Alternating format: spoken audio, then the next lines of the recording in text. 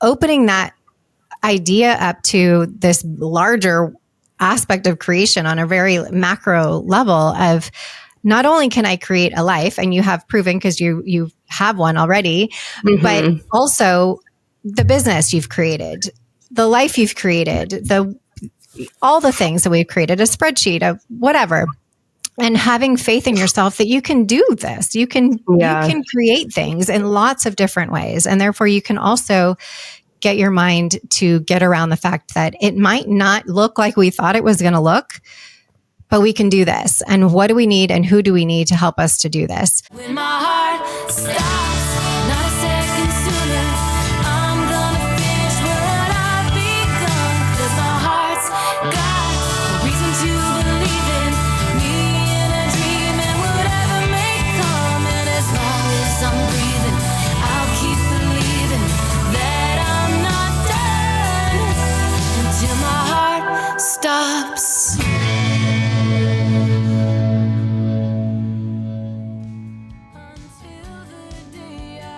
Hi everyone, it's Beth, your favorite therapist, or at least I hope I am, and host of Quiet the Clock. I am so excited to share the secret of my glowing skin with all of you. Lumine Face Pro. This amazing device has completely transformed my skin, and I've noticed a real difference in tone and texture in such a short amount of time. Lumine Face Pro uses advanced microcurrent technology to gently stimulate your facial muscles, promoting collagen production and improving skin elasticity. I mean, amazing. The device is also equipped with LED light therapy, which helps reduce wrinkles and fine lines and promotes cell regeneration. Hello, so perfect for this 43-year-old mama. I need every ounce of this. With regular use, Lumine Face Pro can help you achieve a smoother, brighter, and more even skin tone. It's so easy to use and safe on any skin type. Invest in your skin and experience the difference with Lumine Face Pro. Visit blumine.com today to learn more and order yours. Use the code QTC at checkout to get $30 off your first order. I mean, what a deal. $30 off your first order.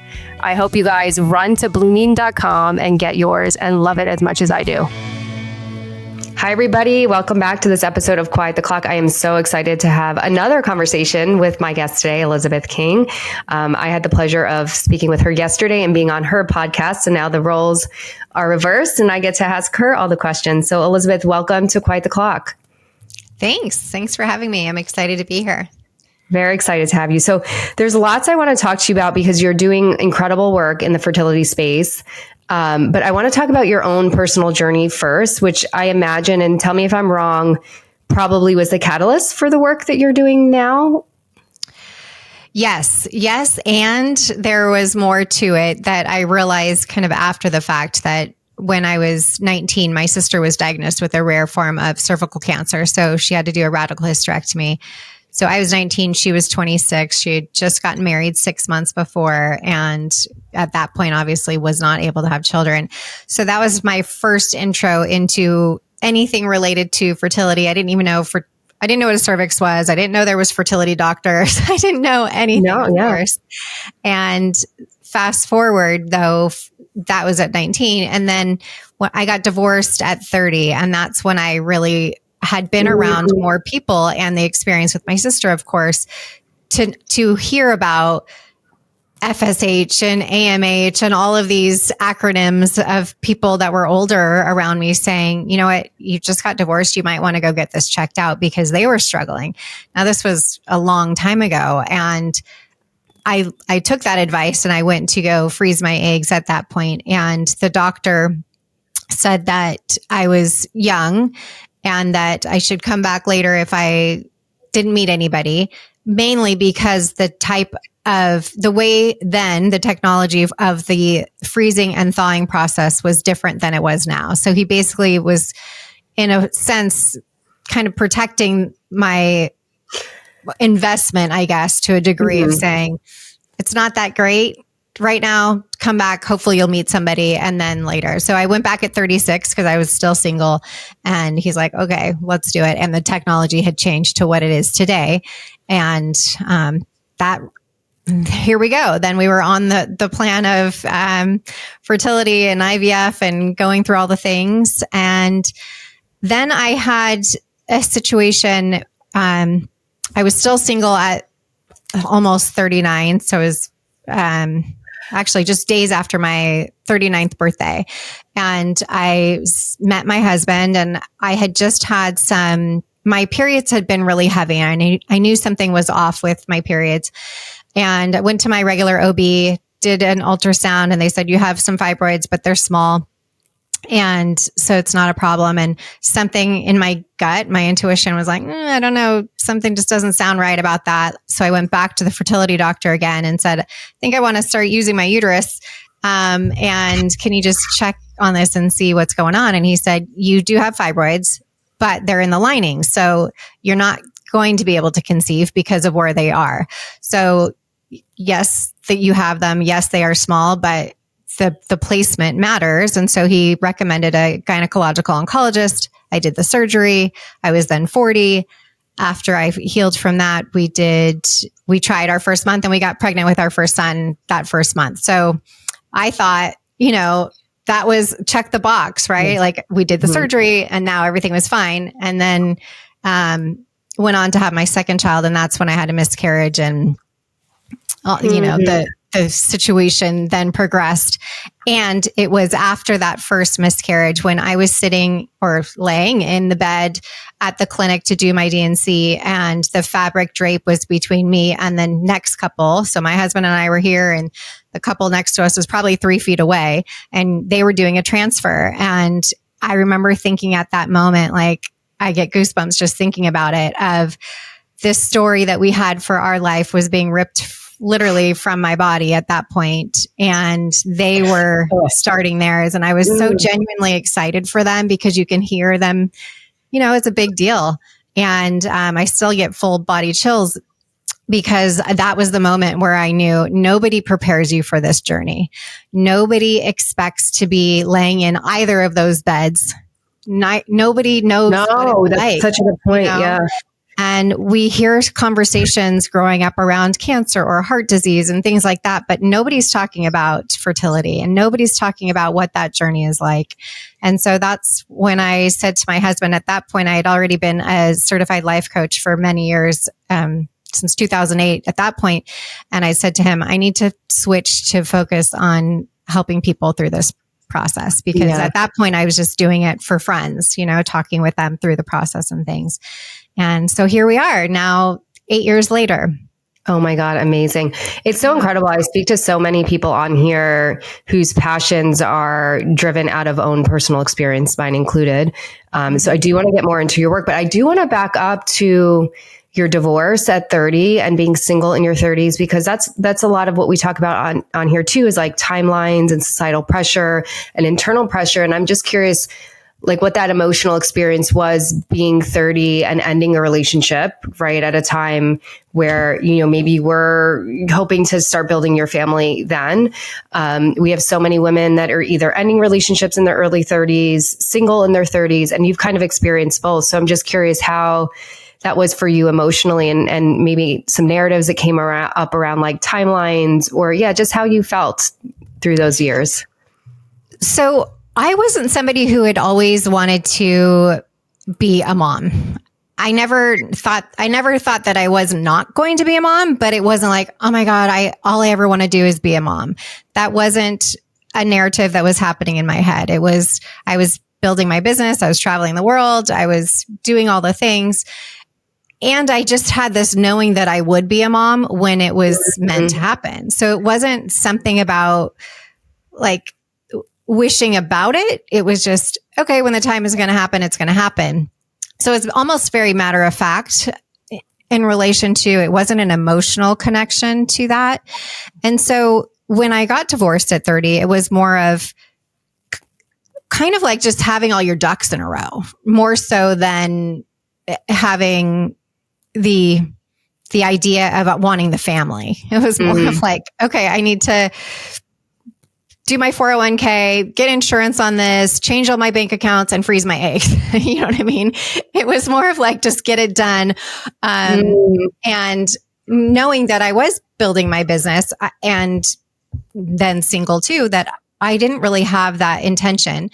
but it was a deeper knowing. And I think that's what really got me through to the point of fast forward 10 years later at 40 of I had this knowing that it was meant to happen and it was going to happen. And it was that way also finding my husband. I was never in that place where I know even my family was like, aren't you concerned that you're 36, 37, 38 and not married? And I was like, not really. Like, it just didn't occur to me. I wasn't on the apps and stuff. It was just like, if it's meant to happen, it will happen. And I really trusted in that.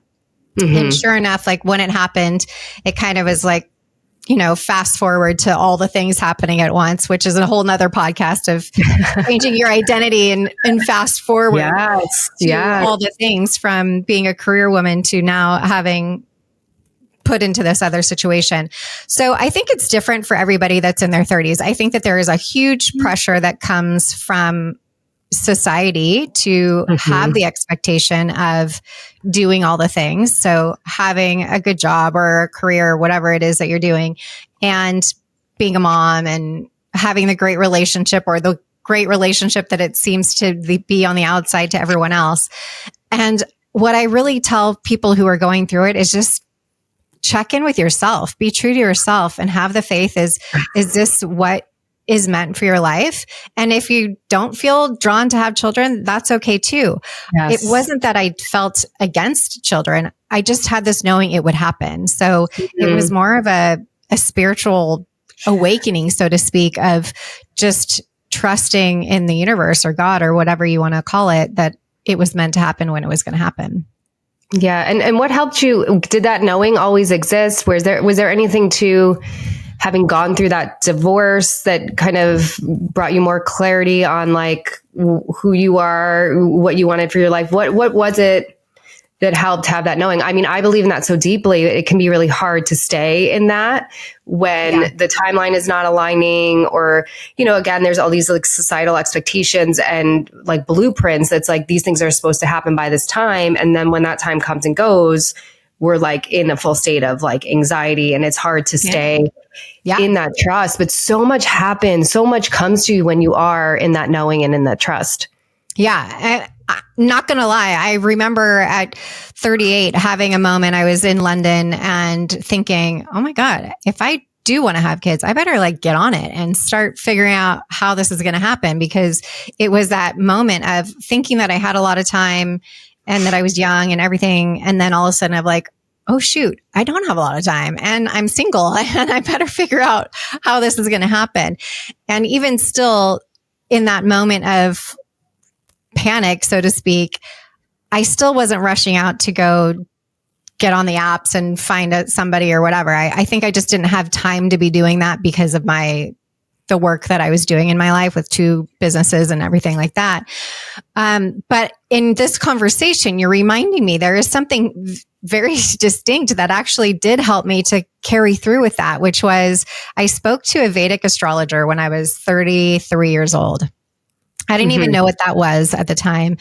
And I had spoken to a psychic and she said, I keep seeing that you're going to talk to somebody to do an astrology reading. Have you ever done that? I'm like, yeah, it feels like it's like Japanese. Like, I don't get it. It's like, I spent $250 and I walked away with like not knowing anything. And she's like, it's not a Western reading. It's like an from India reading. And I was like, okay, I don't even know what that is. So I Googled it. Still didn't really find anything about it. The next day I got an email from somebody that my sister knew, and it said she was promoting this guy's book who does Vedic astrology readings. So I look up Vedic astrology readings and it's from India. And I was like, okay, universe, I'm calling this guy right now and I'm making an appointment. Well, during that reading, it said that you will not get married and have children until you're after 38. And I remember thinking at 33, oh my God, there's no way I'm going to have children at 38. Like that, it's not possible. Like, right? That 35 after 35-year-old cliff, right?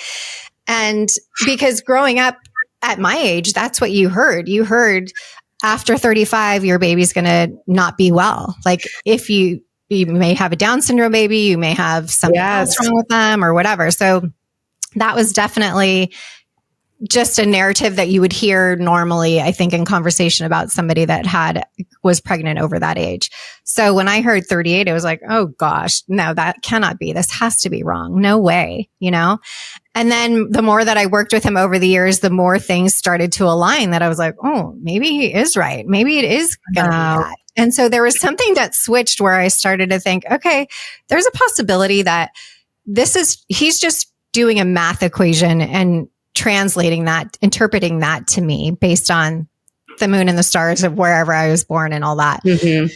Maybe there's something to this that I should trust in that and trust that God is at play with all of this too, and just kind of let it go to a degree. So that was part of my, I guess, trusting in the fact that it would happen. Yeah. And sure enough, it also showed that I had miscarriage in my chart. It also showed that I had, divorced if I got married at a young age. And I was like, well, this would have been helpful to have earlier.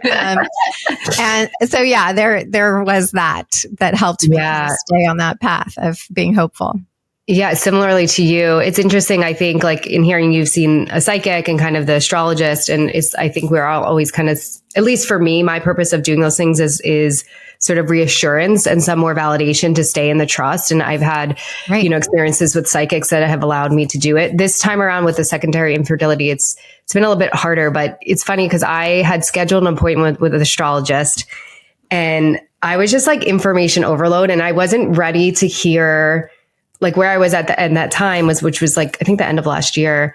I wasn't ready to hear like your baby's not coming to 2026. So I canceled the appointment and I haven't gone back. But, hearing you, it's making me rethink that decision and maybe revisit it, because maybe it would be helpful to have sort of like validation of like, it's happening then, it's going to happen and here's when.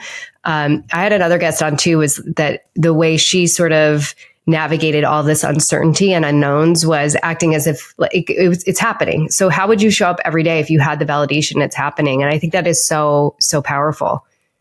I think we often disregard those things that have happened to say, why wouldn't it happen? We've done so much in our lives. Why wouldn't this happen too? And I think because we think that there's a formula, if I take this and I go to this doctor and I do that, then it should happen. Okay, well, I'm doing all those things and it's not happening. And so that we start to lose the faith in our own ability to create. I always say when I was in London that time, I started this mantra from that point on was, I can create, I'm able to create. And it wasn't a baby. It was just create in general. I can create. I'm able to create. I can create. I'm able to create. Oh, I love that.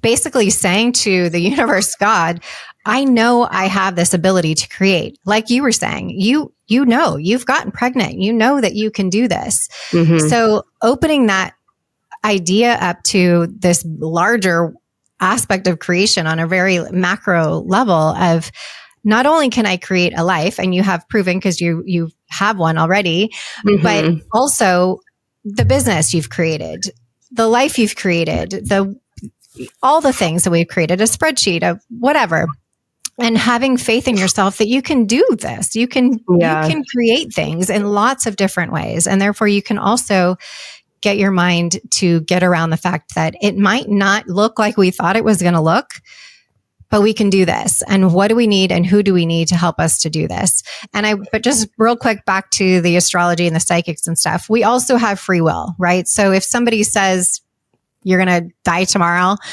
you also might take a left instead of a right, and your free will changes your whole path of where you're at. Mm-hmm. And so I think oftentimes when people hear me say these things that I like you, it's validation, it's clarity, it's, some type of therapy in some ways.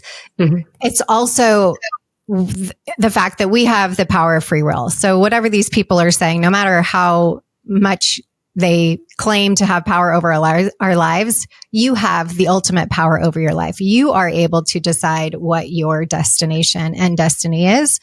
This is just a blueprint of that. And you can throw those blueprints away at any moment. Yeah. Yeah. And I think, nothing has happened exactly how it's said. I think it's kind of with anything, you take what works and you leave what doesn't. I think that for me, the power of those things it has allowed me to like ground back into faith and trust and take all the pressure off of the timeline or the vision that I had. And I loved what you said because it couldn't be more true. It's like two things that you said I loved. Well, I love everything you're saying, but what you just said on like, it's not always the vision we imagine. It doesn't always look like we thought. A lot of times it doesn't. And I think this is what's problematic about sort of the narratives that are out there, the blueprints that are out there is like, for a lot of women, it doesn't. And men too, it doesn't happen the way we're told that it should. And then again, the anxiety around it not happening. And again, the power of like, using kind of past examples as a validation. I had someone ask me, well, when have things not worked out? And that stopped me in my tracks because I'm like, wow, yeah, I mean, everything's always kind of worked itself out.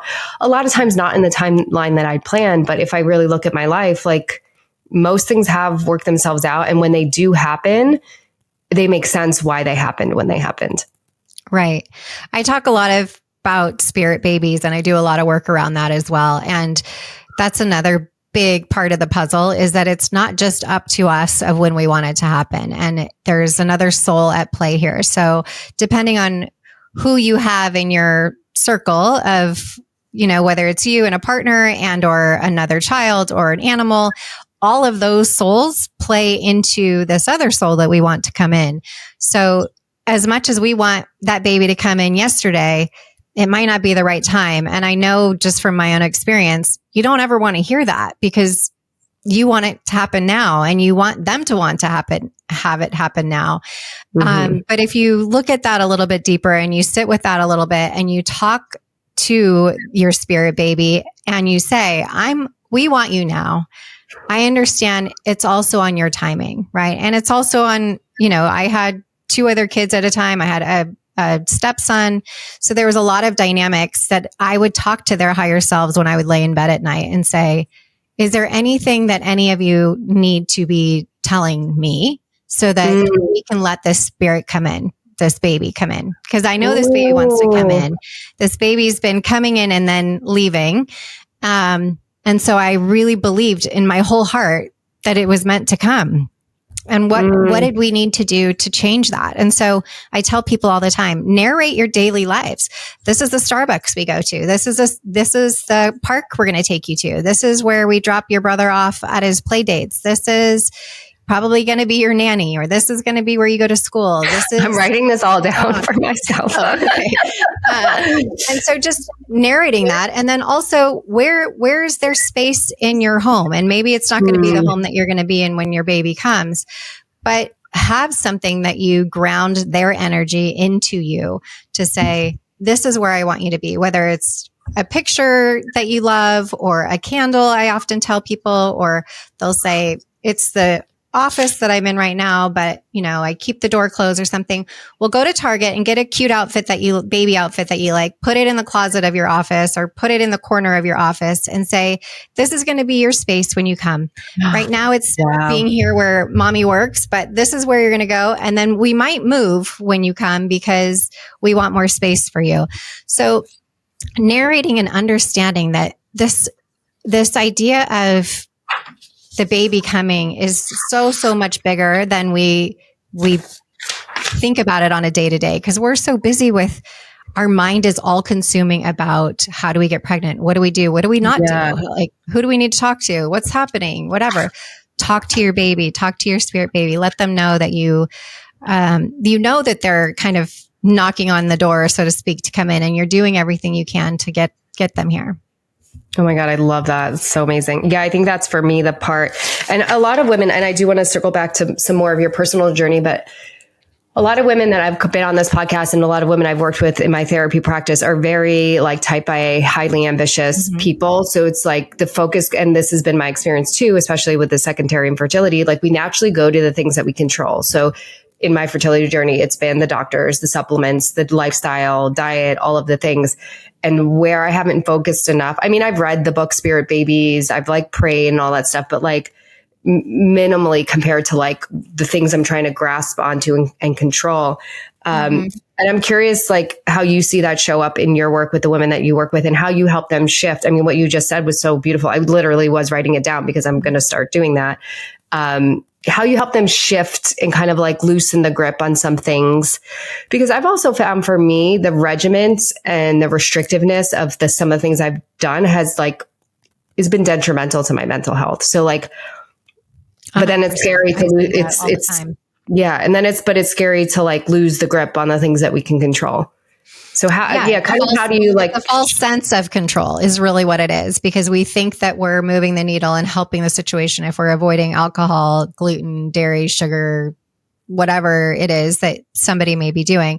But really, those spirit babies want to come to parents that are having fun and being creative and living their life. And so go have the glass of wine, don't drink the bottle of wine, but, enjoy your life, have fun, get yourself out of your head to you said it exactly. We're holding on so tight. There's no place to receive. And the women's body is meant to receive. That is what we're doing. So when you're going to get your coffee, receive, let somebody open the door for you. Be very cognizant of your feminine energy and receiving in all kinds of ways. Do you need help with that? Yeah, I do need help with that. Thank you so much. I'm like crying right now. Because we're so used to doing all the things ourselves and living I don't want to say masculine because it's a scale for people, but I know for myself, like I said, 2 businesses, all the things, like there's a lot I can do myself, but really in the receiving is where I struggle most. And that's a fact. I know that about myself because I am type A, and I know most of my clients are type A, and their experience in succeeding in life, whether it's been getting into college or sports or whatever, has been because they've put hard work into it. And now I'm trying to say, let's try not to work as hard into it, other than having the people around you that support you fully and that you feel really good about. But otherwise, let's see what it feels like to let go of it a little bit. And just kind of play with that and see what it happens. Even if it's for, putting a timer on for 25 minutes of saying, okay, right now I'm going to try not to get my mind fully consumed by this situation. And with secondary infertility, it's different too, because you have most times a toddler that you're watching and they're not sleeping. And so there's other aspects that are exhausting on the journey, as well as people saying, well, you have one already. So, you should just be grateful. And maybe they're not verbally saying it to you, but you kind of have this feeling that maybe somebody's thinking that of like, why are you struggling so much about this? Why are you so stressed about this? You already have a baby. Like, don't worry about it. At least that's what I felt that a lot of people were thinking about me. Or you already have 2. Why do you want 3? And it wasn't about discounting the ones that I already had. It was about a knowing that I was meant to have 3, and that was it. So yeah, we talked about this yesterday when I was on your podcast, is sort of that comparison or those narratives in the fertility community of like, someone that has none might look at me having 1, like, you already have 1, or I could look at someone that has 2 and wants 3, but I'm already like, and I think it's important to normalize that. Those are things that come up. I mean, and they're real and we're human and they're valid emotions. I love everything that you just said. And I want to say, even though we're talking about it in the context of fertility, I think that can pertain to anything, sort of being in the receiving, being more in our feminine. I know, again, a lot of the women I've worked with, myself included, women that have come on this podcast, that we are like hyper independent people.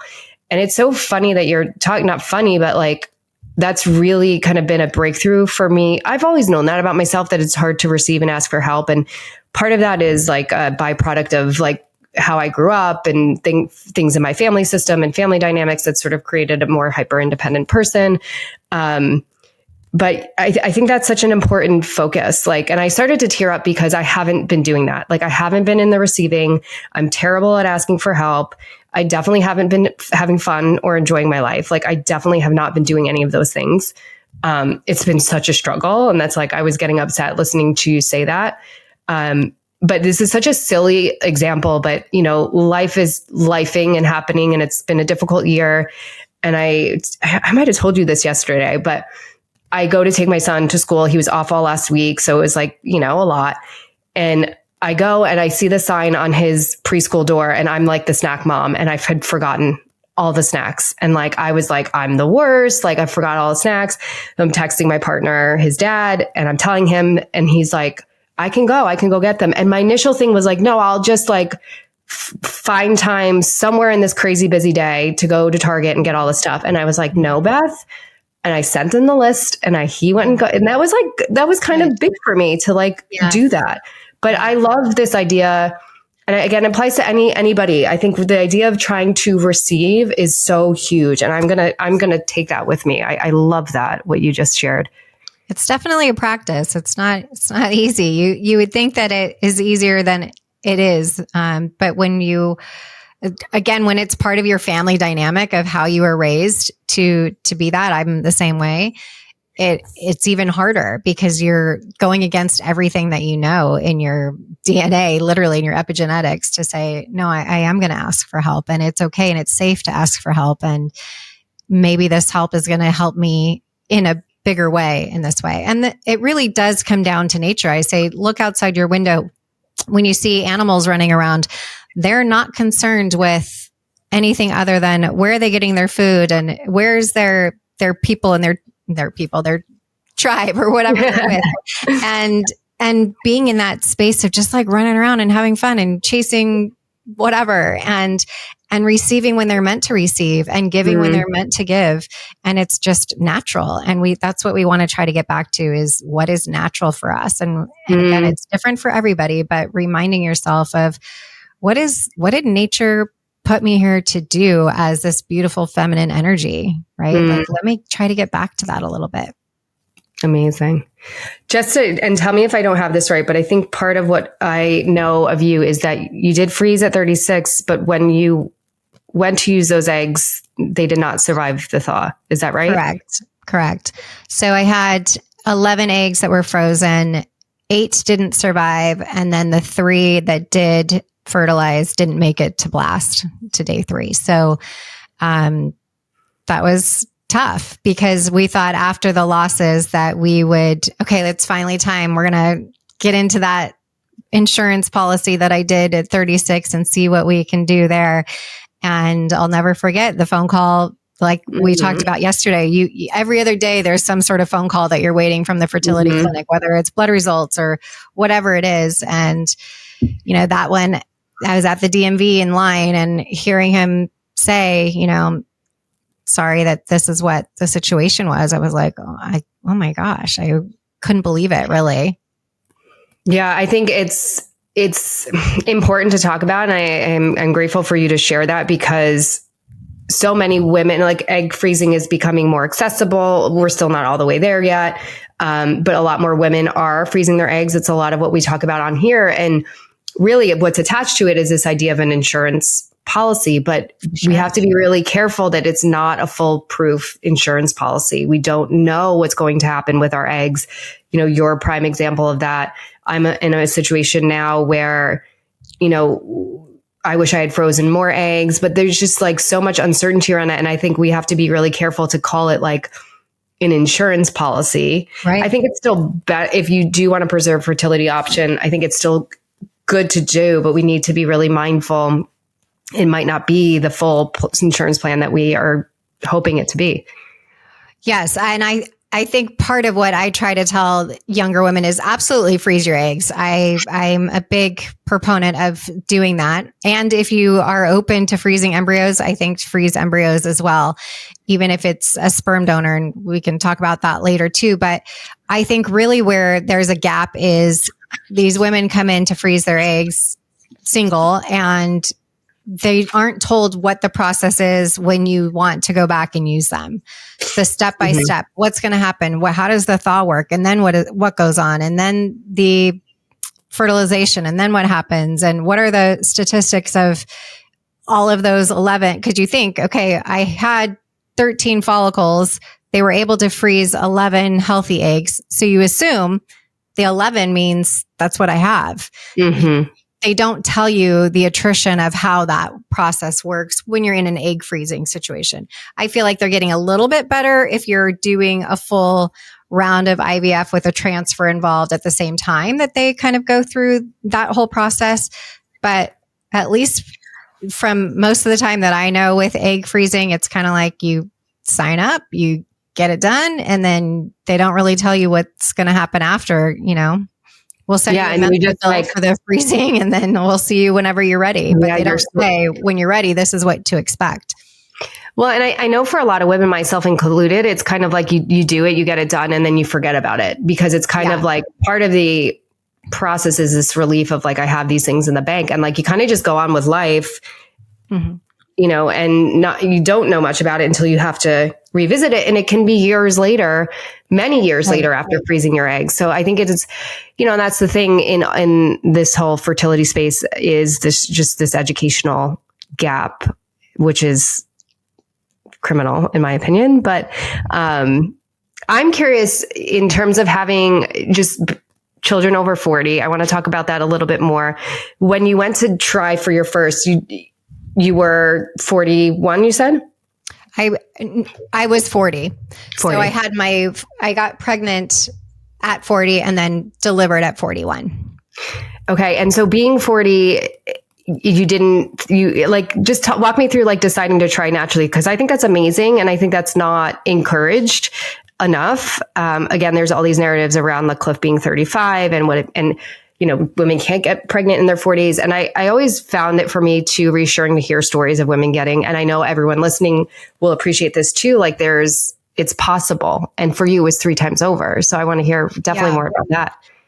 Yeah. So I think I was fortunate in the fact that because I had this relationship with the fertility doctor, and he had essentially told me to go to the gynecological oncologist to do the surgery for the fibroids, he was following me through my first pregnancy because of just the nature of what had gone on. And so, in relation to that, it was different than most people who maybe wouldn't have that at 40 to say, okay, you're just at home and you're doing ovulation strips or whatever, and you're going to decide to do that.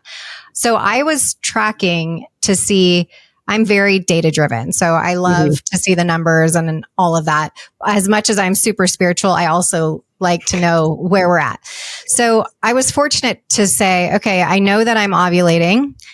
I can see it at home, peeing on the stick. I can see it in the doctor's office on the ultrasound and the blood work. So I was fortunate to see all of those data points as I was going. So I had that confidence of knowing, okay, he's basically giving me the green light. He's saying, you're 40 now. You gotta try. Your uterus is healed from the surgery.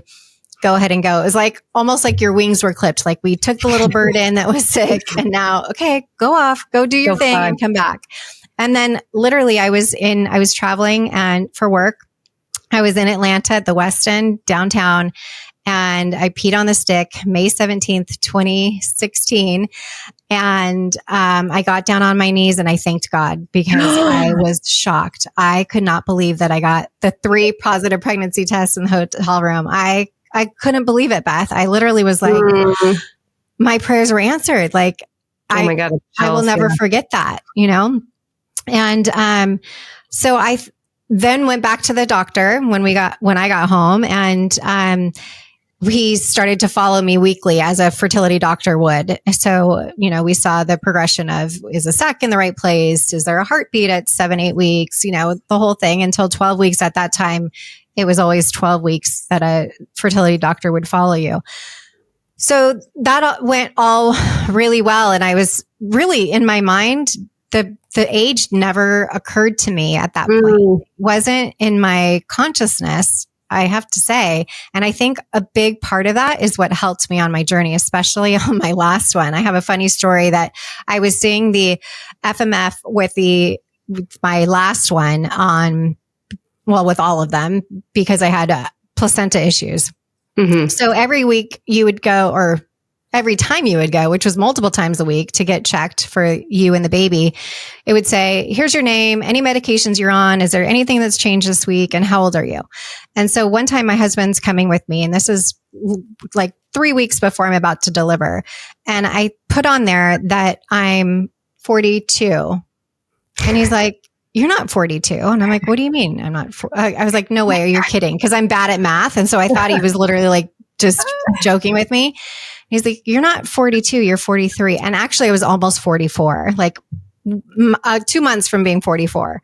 In my mind the whole time, I had kind of blocked out the age through this whole fertility journey. It wasn't even a thing for me.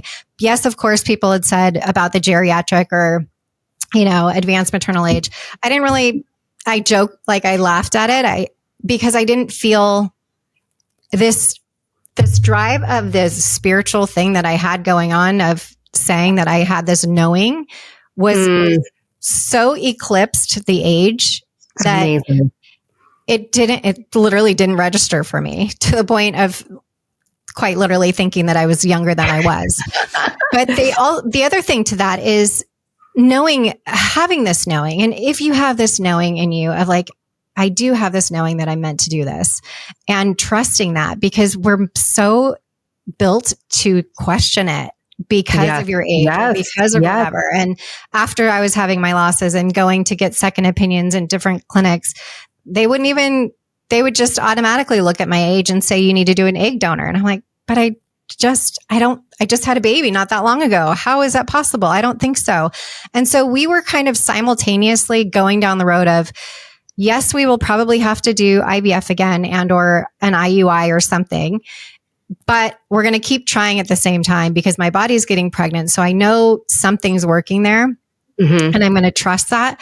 I don't buy into the age. I'm not sure what they're seeing internally that's making them say that. And because I'm so numbers driven, I was like, they can't guarantee that my eggs are bad just because of how old I am. They can't. If you could say, yes, Elizabeth, here's the evidence of that, even with my losses, they don't know if it was because of me or my husband, but we're convinced to say that it was me, and so I think that's a big thing, is just really trusting in yourself and being around and listening to people that are going to help you convince yourself of that. If that's what you need, is convincing, and also staying away from the social media groups or whatever that you can see things that we don't want to see. Like, we're overeducated in the fertility world in things that are not helpful for us. And we can't unsee or unread in our subconscious about things that go wrong.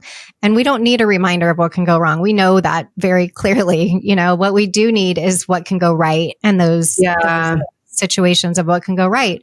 And maybe it's not naturally like I ended up having mine, but it still can happen. We were talking yesterday. I have a client right now who's 50, who's having her first, and they're over the moon to be having this baby. And it's looks different for everyone. It's just being supported in the way that feels good for you, and staying in that knowing that if your drive and your yearning and your love for wanting a family, then keep going. And there's lots of different routes to go. Yeah. In terms of support, I want to shift and just have you share more about your work as a certified fertility coach, what that looks like, what kind of support you offer, and maybe just some insight of like misconceptions or kind of clients that have come to you and just, I really feel strongly that we're really like lacking a lot of education around this. So I'd love to have you share just a little bit more about the work that you do.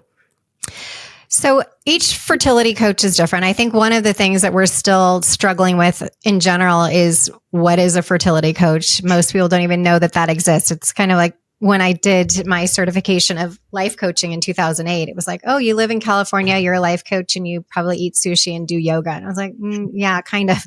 That wasn't really a thing. It was, if you wanted to help in mental health, you would go to be a therapist. And so I think that's really the biggest block right now, is understanding that a therapist, a psychiatrist, a psychologist, and a coach can all work together for you as part of your team. It's not necessarily one or the other. And every coach is different. And I think that's really about finding who you align with and what their principles and goals are. Like, somebody could be listening and be like, I don't buy into any of the spirit baby stuff or any of that. And that's totally fine. I get that. It's hard for some people to wrap their head around.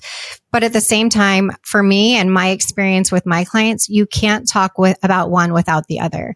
It would be silly for me to say, all we're going to talk about is the spiritual aspect and the creating and the having fun and the, opening yourself up to your baby without saying, let's look at your lab work, And so not all, but most coaches should be able to read your labs and say, this is a red flag, or that's, that should be tested. Did you get tested on day 2 or day 3 of your cycle?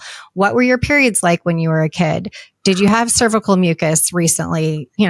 Let's talk about those things, because that can help the underlying kind of deeper issue of what's going on. Because by the time people get to a fertility doctor, the fertility doctor is really just concerned about their best results for you, which generally is IVF. Just statistically, like my own doctor wouldn't do IUI because he's like, statistically, I can put the sperm up there, but I can't guarantee it's going to meet the egg. So I don't want to do that for you. I don't want to waste your time or money.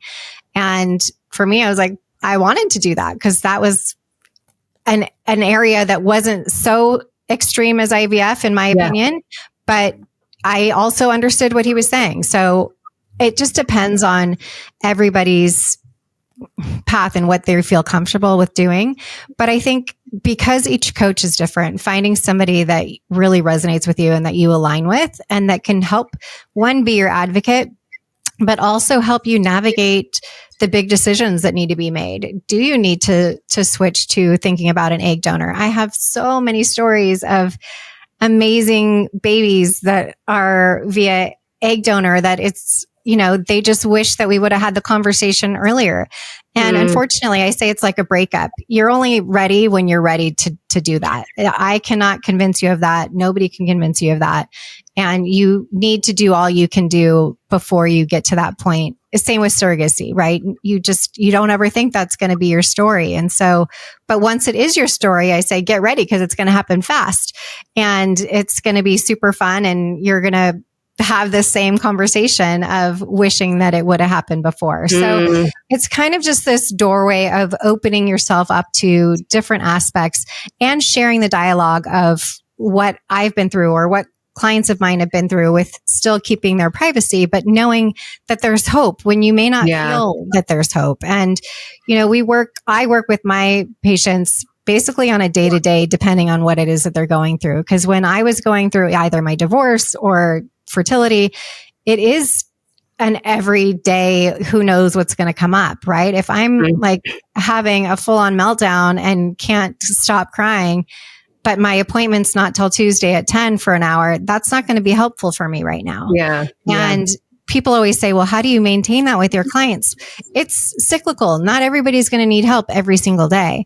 But if you're waiting for results, or if you're in your 2-week wait, or you're somewhere like that, you probably do need a little bit more support than you. Oh my God. Yeah. It's nice that you offer that too, because like you said, I mean, as someone going through this, there's questions constantly every day. There's emotions every day. There's, decisions every day. And it's so nice that you offer that outlet to be like, hey, what do you think of this? Or, hey, what do you think of this supplement? Or like, I'm going crazy in my 2-week wait. So you're so right. And then that daily support, or just knowing it's there, is really very reassuring. And that's what I say to the REs is offer the support for people. They don't need to take it, but if they are having losses, give them a card or a link to somebody who can help them. At least it's acknowledging the fact that you realize that what's just another day in the office for you just changed their life forever. And to acknowledge the fact that they need some help. They may not want it. Not everybody is open to talking about their things, but the fact that you're saying, hey, I know this might be kind of tough. Call Beth, call Elizabeth, call whoever. It's here if you need it. That's huge. Yeah. I had asked my, and I have my network of people, but I had asked my fertility doctor for therapist names, and she didn't have any. She gave me psychiatrists. I'm like, I don't need a psychiatrist. Like I want someone to talk to. And I think and we were talking about this yesterday when we spoke, but just this integration of services is really needed, to have relationships with the fertility doctor so they know here's the person that you talk to. And I know you can relate to this because of the work that you do, but like, as women that have gone through it, like we're happy to share, we're happy to help, we're happy to support, we're happy to pay anything forward that we can because we know how difficult it is to be in this situation.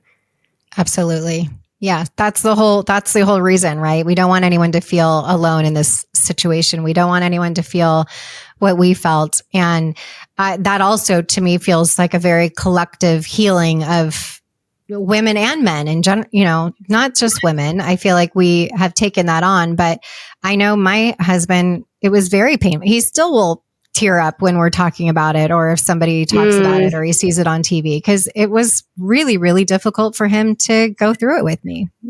Yeah. I think that's what's not talked about enough too, is the male partner experience through all of this. And like they're having that experience and then they're watching us have the experience and probably naturally wanting to be like the caretaker and protector. Right. So I definitely think there needs to be more light shed on sort of their experience as well, because it is a shared experience. And I think that's where, again, therapy or coaching helps to alleviate some of that pressure from the partner also, because as much as they really genuinely do want to help, they don't know what to say. They are even more out of water than we are in the situation. And I know my husband was just like, gosh, if I knew somebody could help you the way that I see you helping all these people, I would have paid, $10 million. And I believe that because watching someone you love be in so much pain and feeling helpless in it, it's really not an easy path. And so I think that the tension that comes on relationships, whether you're just trying to conceive naturally at home and trying to hit the mark with ovulation, or you're going through some sort of ART, either way, it's not an easy road for a relationship. And you are not alone in that, because these stories that I hear, they're all the same. We've all felt the same things. And so it's just trying to preserve that relationship as much as possible during this time of your relationship. Yeah. And I think it's just preservation overall, like your life, like your identity, all of it. And you could get really like, I'm living it, like sucked into it. And I think that's where your support and your work or a therapist or whoever is a good fit for you is so helpful to kind of like pull you back or ground you back into like life is still happening. Life is still beautiful. There's still a lot of life to live, even though something we desire hasn't arrived yet. Right. And self-preservation is something I talk about all the time.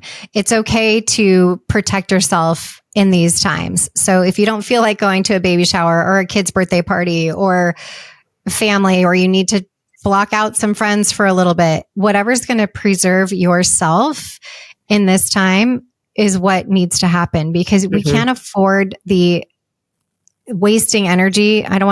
Wasting is the wrong word, but we can't afford to expand energy in places that aren't pouring into us during this time. We need all the self-preservation that we can have.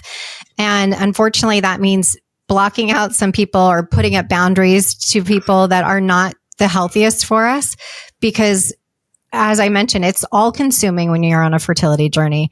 And if we have other things that are coming in that aren't really as big of a deal that they should be, but it's still pouring into some toxicity into our life, we can't afford that right now. We really can't. Yeah. And so it's kind of, I say, put on the blinders, stay in your lane. Don't worry about what Susie Q's doing or the Johnsons are doing. Like, just stay in your lane, and this is your story, and you're writing your story. And once you're done writing this chapter, then you'll come out and visit with everybody else again. But keep that self-preservation. Yeah, I love the idea too of like staying focused on your own story, because I mean, we could spend another hour talking about comparison and social media. And that's kind of a mantra I've been holding on to, is like, this is my story, nobody else's. I have a good friend about to do her second transfer. Her daughter just turned 1. I'm like, oh, it's going to work for her, and she's going to have her second before me. And I'm like, not my story. Her story has nothing to do with mine. So I like the idea of putting the blinders on. Well, Elizabeth, thank you so much for everything you shared today. It's been personally helpful to me. I have so much I'm going to take away from this episode. Please, before we wrap up, tell everybody where they can find you. You can find me at elizabethking.com, the podcast Friends with Fertility. on YouTube, all the other places as well, but Instagram, etc. So thank you for having me. I'm happy to help in whatever way I can. And remember, your story is just helping that many more people. So trust in your story and trust in the timing of what is happening for you and your little one that's coming to you soon. Oh, that means so much. I appreciate that. Gosh, yeah, this has been, I love connecting with you and having conversations with you. It's been so helpful. And I know you're helping so many women with your work. So amazing. I think it's no secret that I love the Little Words Project bracelets. I have about 6 or 7 on my arm, ones that have been given to me, ones I've bought myself. I love giving them as gifts. I think they're so inspirational for me personally. They're nice little reminders throughout my day to have hope, to be, have strength, to be in good energy. I just love the bracelets so much. I love giving them. I love receiving them. And if you want to check them out and you want to give it as a gift or get one for yourself, you can use our code QTC for 15% off your first order. Hey guys, I'm Beth. Thank you so much for tuning in to Quiet the Clock. If you want to hear more episodes and learn more about how to dismantle societal timelines, live life on your own terms, live life fully and authentically, subscribe to our channel on YouTube, and you can also follow us on Instagram and TikTok at Quiet the Clock Pod.